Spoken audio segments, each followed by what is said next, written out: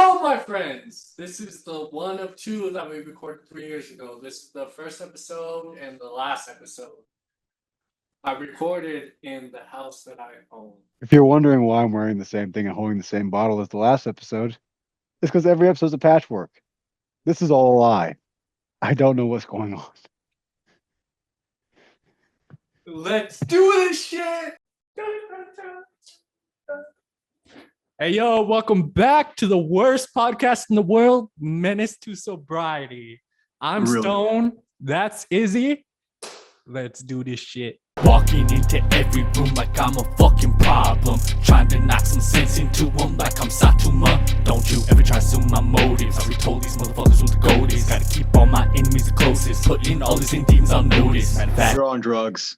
Not even the good kind either. I mean, what's the bad kind then? Whatever the kind you're on. Whatever. Anyways, I know we haven't done this in a while. We're gonna blame Stone because number one, Stone is low budget right now, as you could tell by his mask.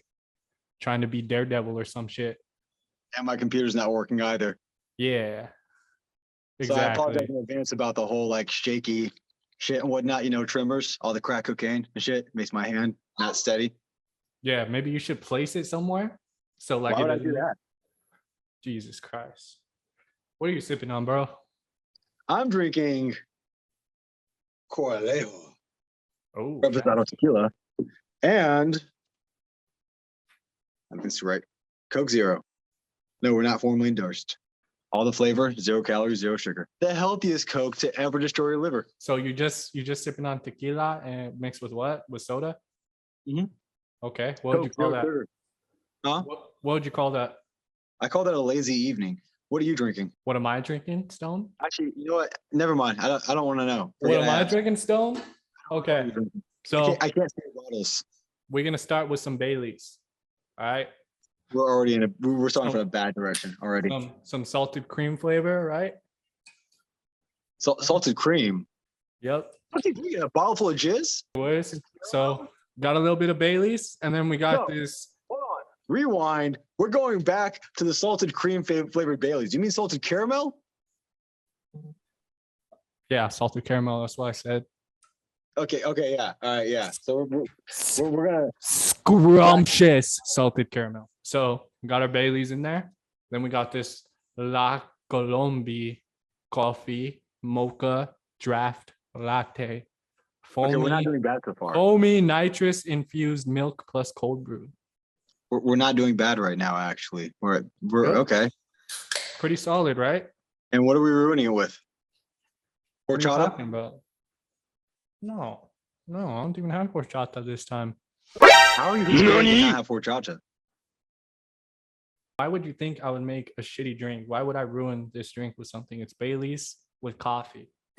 I like to refer to exhibits A through C. But you said I didn't start off bad, right? You said I didn't start off bad. No, I said you started off alarming, and then we got amazingly better. I don't know how. Right. See, Baileys and coffee. Is that all you're drinking? I did something similar before. So for my final ingredient, see, I knew I'm trying to get these gains. So we're gonna add some Wayabolic GNC protein to the mix. And that's how we're gonna get lit tonight. I hope that you shit a brick later. What would you call this concoction? I would call it fucking. I don't fucking know, man. A morning shake. Remember, if you take more than twice, you're gay. That's lame as fuck, bro. Come on. Every episode you come up with some bomb ass name. Every day I call it an abomination. Yes, but what would you call this so-called quote unquote abomination? It depends. Bailey's salted caramel frappuccino. All right, we're gonna call this. It has to have a coffee cup name, huh? We're gonna call this Bailey's Gain. Bailey's Drunken Gains. That's what we're calling it. I can live with that one, actually. Bailey's Drunken Gains. I can actually live with that one. Bottoms up. Somewhere, I have an application on my computer for Chrome. I genuinely hope you choke on that too. Delicious. I hope we have a live murder. I hope we have a live death on the set from watching you try to do protein cocktail. If you're wondering what Stone's head looks like under his mask, he's completely bald. Obviously, we got a new studio because I got a new house. Also, they haven't seen the crib yet, have they? No, they haven't seen my crib. We're shooting season 15 of MTV Cribs next week. You guys will get a tour of my crib. Exhibits coming back to Pimp My Ride as well. So you know the vibes. Huh? The Jeep. Yes. Talking about the Hoopty Patriot that literally has a snake climbing out his window. Hey, you don't talk shit about Sally. No, we will always talk shit about Sally. Sally is a nice lady. Sally's more of an abomination than your cocktails are. Take that back. I will not take that back. Take it back. I'm not taking it back. So after that little cut, Stone apologized to Sally just to let you guys know. I didn't apologize. Stone will never disrespect Sally on this Fuck podcast Sally. or in person or in secret ever again. God damn, I shouldn't have done that protein. I should have pretended to put it in. Anyways, on top of getting my on top of putting the protein. you know, I'm working on a new song called Do It. Isn't that like already a song? I mean, I'm sure people have already made songs called Do It, but Are you having Shia LaBeouf sample it with you? oh, I should do that at the end. Just do it. Just do it. Yes, you can. No, but homie D Magic. As soon as I finish my verse, which I'm almost finished, homie D Magic's gonna jump on it. Anyways, for all those wondering where they can find Chavez's actual rap music, since they can apparently find somebody snoring on Spotify, but not him rapping. Mhm. Check the link in the description for his SoundCloud thing. Yes, sir. It's Yes, actually sir. really good music. I trash him a lot. He's actually a really good artist. Yes, sir. Appreciate that. If you hate indie rap, I try to put a lot of love in my music. Well, not really love, but like love in the form of work into my music. I work really hard. I'm new to this. I'm new to this, so you know. He makes diss tracks. They're not diss tracks. They just how I'm feeling about life. But no, I put in a lot of work to my tracks, and I'm not the point I want to be yet. But you know, I'm slowly. Each song gets better with the production and stuff. So, and Do It is gonna be no exception. It's gonna be far above what my last song was. So I'm excited to show you guys that. Last song produced or last song worked on? Last song I worked on. That's last song I did. The last song worked on was really good. Yeah, for sure. Last song I did was Atma. Actually, I actually sent Sathama to this like a live review show on Twitch, and he gave me some good feedback on it. You know, did we go ahead? Did we actually stream that during one of the older episodes? No, that was something else. That was when that Christian. It was a Christian one. It was a Christian review show. And You're right. I remember now. Yep. Yeah, I sent them homicidal tendencies. And the first line is I never met a motherfucker. And like as soon as he heard motherfucker, he's like, whoop. Yeah. That's right. The time that Chavez sent an angry hate rap track called Homicidal Tendencies, full of swear words, to a Christian rap reviewer to see if it could get. I mean, if you actually listen to my lyrics, there's some strong meanings to it. It's not just me being angry and talking about I got homicidal tendencies, you know, trying to kill everyone. It's more like I'm trying to like anti-Christian. Nah, homicidal tendencies. I'm not Christian, but isn't it like one of the look. To me, when I wrote it, I was writing from the perspective of a Christian that's struggling. You know what I'm saying? Because like best way I can explain it is one of my first lines in the song is from suicidal thoughts to homicidal tendencies, killing all these goals, doubts, and clowns that want to stand against me. This meeting is being recorded. What the hell, Stone? What are you doing? No, all this background noise, Stone. What the hell? What the hell? Stone? Stone?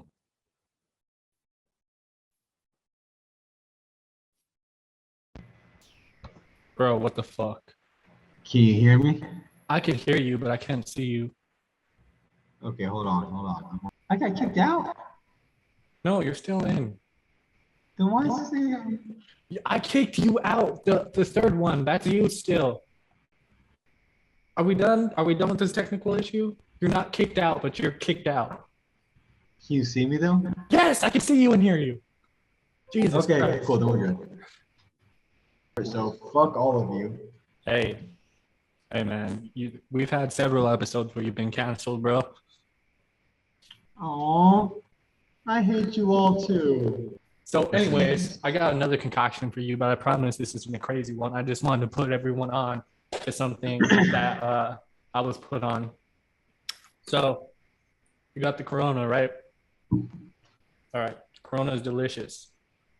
One of my favorite beers. However, it gets a lot of bad rep because it's got a skunky flavor to it, right? So, in order to I was hoping that the hell didn't overflow when you're so bad. combat that skunky flavor, you gotta add something sweet. Corona and grenadine is fantastic, and it looks cool too. Lime helps too for flavor. This is something different, dumbass. But anyways, Don't dumbass me. I'm the one who's a licensed and retired bartender. you add a little bit of grenadine to it, and any bartender will do this for you as well. I've been to If you several, ask. yeah, I've been to several bars and clubs where I've asked for Corona and grenadine, and they did your boy some good. So I'm gonna go ahead and dispel some clear misconceptions here. 99.825% of bars out there have grenadine, and every one of those bars has Coronas. Right. So if you ask for Corona and grenadine, they're not bending over backwards to do you a favor. They're both sitting right there in front of them. It's an easy thing to do. Yeah, I never said that it wasn't easy. I just said that not a lot of people know about this. Oh yeah, no, fuck no. What's that? I said, oh yeah, no, fuck no. Yeah. I think it's one of my favorite things ever. Now I will say, Corona with lime would go miles better with that. No, You shake your head, right? I'm pro. Show of hands. Hold on. Show of hands, my audience. Who all here has enjoyed a cherry limeade slushie before from Sonic or any other place out there that does cherry limeade slushies? You sad cunt. I'm sorry for all of you, including this one right here, who has not apparently enjoyed a cherry limeade Yes, slushie. I've got a cherry limeade from Sonic. So there you go. All right. Grenadine, in the sense that you typically buy it at in stores, is cherry syrup, not pomegranate syrup the way it's meant to be. So This when is you add pomegranate. that was actually genuine pomegranate. Yeah. Wow. Okay. So if you happen to buy like the non-off-brand, hold on, let me say, I'm not actually happy. So if you buy any of the typical grenadine that you'll find in most bars, it's cherry syrup, not pomegranate syrup. And when you ask for a Corona with grenadine at most bars, it'll be cherry syrup, which will help to mask the smell. Yes, it accomplishes the goals that Travis here, as you see here, has outlined. So you still accomplish mission number one. But now you have a cherry limeade Corona if you add the lime to it too. You know, I didn't think about that. I didn't think about that. I'll try that. You know, Now, it won't work for you right now because you have the true grenadine. mm-hmm. So it won't be the same. It's just still probably pretty fucking good. Oh yeah, for sure. Well, definitely one of my favorite things. But now I gotta try it with lime. We all learned something new today. Definitely.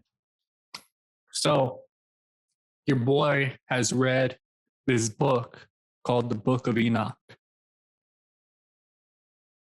And the book of Enoch is an extra biblical text, or some people call it part of the Dead Sea Scrolls. Now, Western Christian religions do not consider the Book of Enoch as canonical because of a few reasons, which we'll get into, I guess. But Eastern Christian religions consider it part of the Bible canonically. Some Catholic churches as well. Do you know anything about the Catholic Church barred the Book of Enoch as one of the 13 banned books? Right. Do you know anything about the Book of Enoch? So I don't know about the content, but I know that it's part of that whole series of like middle texts in the historic Catholic Bible that the Catholic Church ultimately ruled out and said, no, we don't. Right. Exactly. So basically what happened is there's this basically this council that got together and decided what was inspired by God and what wasn't. And it was decided that the Book of Enoch was not inspired by God. However, what's a man to say what's inspired by God and what isn't?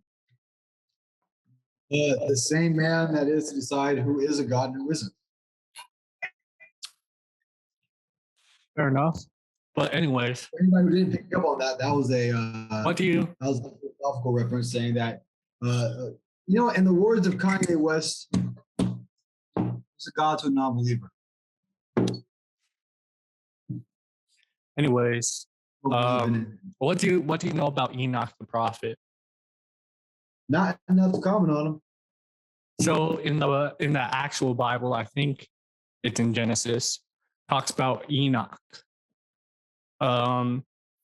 He was a prophet for God, and he spoke for these fallen angels called the Watchers. The Watchers' job was to watch humanity. Motherfucker, where are you going? I'm having a conversation with you. I'm still here.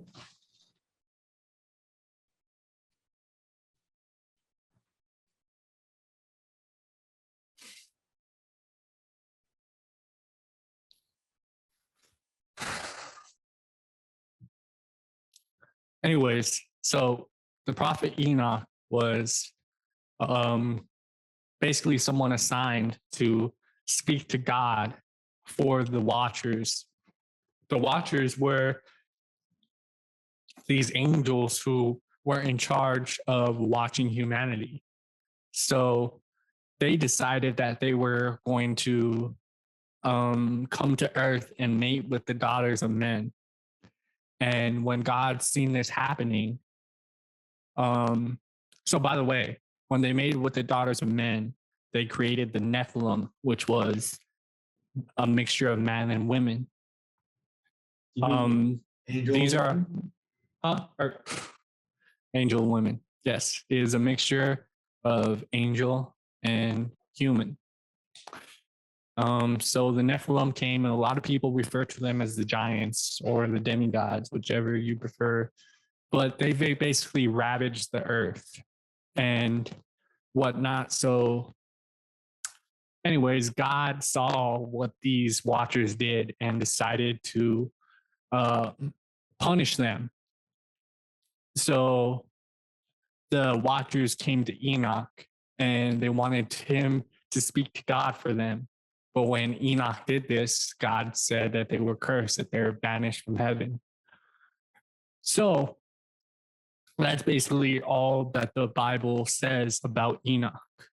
However, the book of Enoch goes into a lot more detail. So it talks about the specific angels who fell and why they fell and whatnot. I know the Book of Enoch is viewed as kind of a taboo topic in most religious faiths. Do you adhere to the ideology that the Book of Enoch is valid in the Christian faith? Yes, I do. I do believe it's valid. That's really cool. I'm not gonna lie. I'm not Christian. I grew up Christian. I walked away from it. And through my journeys and my travels, I found my own faith. So the idea that you, having had grown up Christian and stayed Christian of your demographic your entire life, have found that's really cool. I'm not gonna lie. And I'm not sucking his own dick. Motherfuckers out there who are watching being like, they're just pumping their own fucking brakes on this one. No. Right. But anyway, anyways, the book of Enoch goes into a lot more detail. It talks about the specific names of the angels who fell. And one of the lead angels who got punished this most was named Azazel. And we'll talk about him more in a second. But basically, the angels, they saw the daughters of men and they lusted for them. Anyways, Anyway, wasn't Azazel one of Lucifer's generals? Could be, but so Azazel's punishment actually, once he made it in the giants started destroying the world. His punishment was actually to be bound to the earth by sharp rocks. Now I'm doing verbatim, by the way, because I don't remember exactly. I only read through Enoch once, but his punishment was to be bound by sharp stones and to be buried in a tomb in the earth. And he would be let out of his prison at the end of days when God was to come and judge the earth. So in theory, there's a fallen angel who is buried in a tomb somewhere, crucified, not necessarily crucified, because crucified kind of bound by sharp rocks. Yeah, literally pinned in by sharp rocks. When I read that, it kind of reminded me of what's it called? That rock formation that they had that festival. Stonehenge? Stonehenge. Kind of reminded me of Stonehenge. What was it? Stonehenge. Yeah, kind of reminded me of that. Now, I don't know if that's where he is or if he's somewhere else, but according to the book of Enoch, he's definitely somewhere down by stones. I'm not gonna lie, I'm more scientifically based and archaeologically based than I am religiously based, but Stonehenge, it makes more sense that Stonehenge is not necessarily a natural rock formation, but a rock formation that has degraded over time based off of an archaic and ancient stone-based structure. Right. So from my perspective, from my corner over here, or my, I guess, half, because it's a screen half. Right.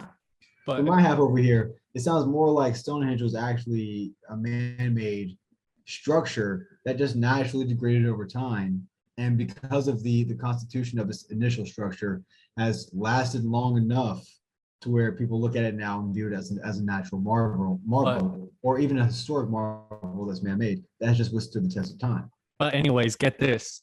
So each angel that fell taught man a specific thing. Azazel taught man how to make war with each other and how to make these swords and armor and whatnot. And then another angel taught man about the stars and how the sun and moon worked, and another angel taught man spells and whatnot. So it kind of makes you think about ancient Egypt, ancient Greece and stuff, how they have these gods. So that being said, I think there's a little truth in everything, and I think Enoch, the book of Enoch, talks about that a little bit. About counterpoint, I feel like it's the opposite. I feel like that proves the belief that Christianity hijacked paganistic religions and then used their beliefs and their theories initially in order to try to convert people over to their faith. I'm gonna get to that. All right, continue. So, it talks about that, and it talks about the offsprings of the angels called the Nephilim. Now, the Nephilim, you got your giants, and of course, these angels aren't trying to be fathers to their children. These moms got these big, huge beings. They don't know what to do with them. They don't know how to raise them. So they ravage the earth. They kill off humans, this, that, and the third. So God sends these angels. Once God hears the cries of men that these things are happening, he sends the angels that are still faithful for him to hunt and kill these Nephilim. These angels didn't kill all the Nephilim for some reason, and I'll come back to that point later. But anyways, after Enoch, speaks to God for these for these angels, and God says that there's no hope for them, there's no redemption, and how he's going to punish these angels and whatnot, that the watchers that disrespected him and his law. And so God goes on to tell Enoch that these angels weren't shown the mysteries of the universe, basically. So God proceeds to show Enoch these mysteries. So he shows Enoch the way the stars work, the way the sun and moon work, how the earth is, and just shows Enoch all these things that the angels were showing man. But as God said, they only knew a portion of what everything was. They didn't know everything that God had. So it also talks about spirits, and the spirit that controls the sun, the spirit that controls the moon. He talks about the stars and how the stars are spirits. And he even talks about these certain stars, spirits that were disobeying God, like they weren't moving the way they're supposed to. So God sent those stars in prison. And it just a bunch of stuff like that. Like it just blew my mind. It talks about like the different gates that the sun and moon go through. It even talks about the pillars that are quote unquote holding the earth. So I've got some questions regarding that. Yeah. Having had read that, being related to me, understanding my knowledge on Egyptian mythology, Greek and Roman mythology, what's your take, having grown up and living as a Catholic, on the Book of Enoch, on what's described in it in relation to what is taught with typical Egyptian mythology, what was taught with typical Egyptian mythology and Greek mythology? I'll get to that once I'm finished talking about the Book of Enoch. I'm almost finished. I'm gonna say, my bad. You're good. I'm almost finished. So, God's showing Enoch all these secrets and whatnot of the world and stuff. And so let's go back to the fallen angels real quick. So as I said, these Nephilim, for some reason, the angels didn't take them all out, right? And they're still ravaging the earth and disrespecting the earth and killing the earth even. So everyone knows about Noah. Noah is a direct descendant of Enoch. I believe Enoch was his great grandfather, if I'm not mistaken. But he was a direct descendant of Enoch. And so God wanted to reset the earth. He wanted to kill all the Nephilim and all the people who were still, against God and not living the way that they should. So everyone knows the story of Noah, how he got on the boat with him and his family and two animals, two of every animal, a male and a female, and got on the boat. So that's how God destroyed the rest of the abominations, the Nephilim and whatnot. So that being said, one of the punishments for the offsprings of the angels, the Nephilim, is God said directly that they would become the evil spirits that would ravage the earth after they had died. So that goes into talking about demons and whatnot and what they actually are, and these evil spirits that that people talk about just about in every religion and every art form. It kind of explains that those are the spirits of the Nephilim. And as for those fallen angels, that would be considered the devils of biblical portions, because Lucifer and people who Lucifer convinced to fall with him weren't the only angels that fell. The Watchers are a second group of angels that fell. So you got to think what those angels are. They're devils. So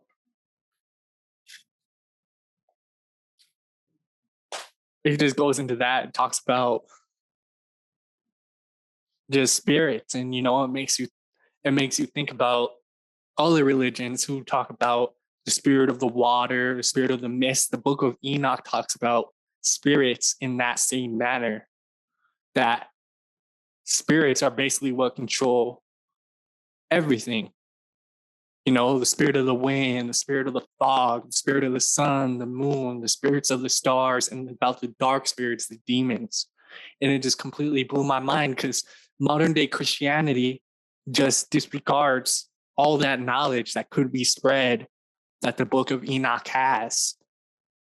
And it's like when they put together the Bible, when man put together the Bible, they want to create this narrative. And if it didn't fit within their narrative, then they took it out the Bible. And it just doesn't make sense, because, Stone, you've read certain things in the Bible and it doesn't make sense, right? Yeah, I have. Man put that together. You can't just sit there and read the Bible and think that it's the truth because man put that together. There's other texts out there that you should be reading. I'm not going to sit here and tell you that the book of Enoch is the secret to life, that it's 1,000% true. You go out and read these books. You read the Bible. You read book of Enoch. You read these other religious texts, and you decide what's true for yourself. Don't listen to your pastor. Don't listen to these TV evangelists. Don't listen to your rabbi. You read these actual texts and you decide for yourself what is true and what isn't, because man will not tell you the truth because man is flawed. Does that answer your question you asked me earlier? I think the way that you worded it answers my question. Yeah. Word. And I actually have quite a few rebuttals to that as well. Less so my religious perspective, more so based off of my own research from a scientific standpoint and looking at things from a more objective mentality. Right. So, like I said, I think there's a little truth to everything. Like the Nephilim, they told a part of the truth to these men, and it wasn't the full truth. But that being said, I think there's a little truth to every religion out there, and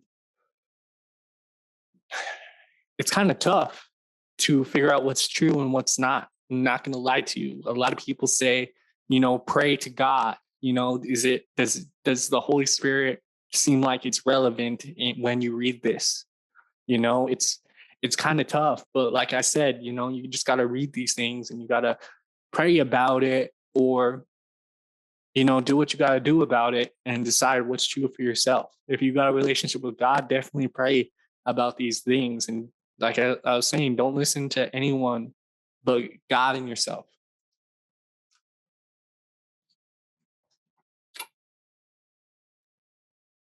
That's what I believe anyway. I might get some hate for that kind of thought process. But these churches nowadays aren't good.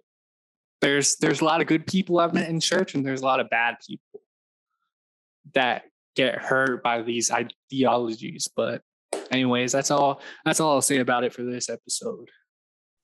Anyways, I love you, my boys. I'll see you next time. Holla at you, boys. That we go crazy. Coming for the throne, harder than El Capone. They don't want to see me in the zone. They just want to see more clones. Taking shots, about to rock the boat. Get that through your dome, boom, make your head explode. Cock back, reload. About to lose control, about to lose control. Hey.